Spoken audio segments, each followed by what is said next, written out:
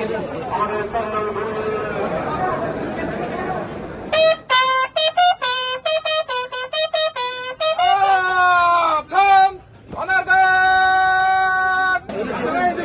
সময় সবার খোঁজ খবর রাখতো।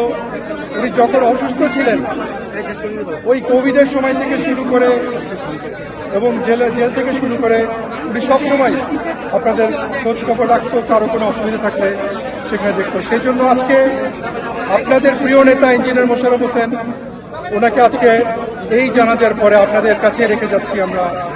এবং আমি শুধু একটাই কথা বলতে চাই যে উনি আমার জানা মতে মানুষের উপকার ছাড়া কোনোদিনও কারো কোনো ক্ষতি করেনি। যদি ওনার অজান্তে কেউ যদি মনক্ষুণ্ণ থাকেন, ওনার জন্য যদি কষ্ট পেয়ে থাকেন, তাহলে ওনাকে আমাদের হয়ে মাফ করে দিন।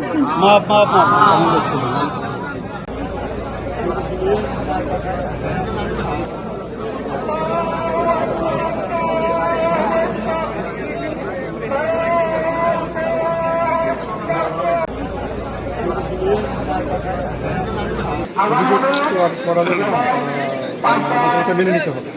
এখন আমরা এটা মেনে নিচ্ছি এবং আশা করি যে উনি যা যা করে গেছে এটা থেকে মানুষ শিখে ওনার থেকে অনুপ্রাণিত হয়ে দেশের জন্য কাজ করে দেশের মানুষকে ভালোবাসে এবং ভালো কিছু যাতে আমরা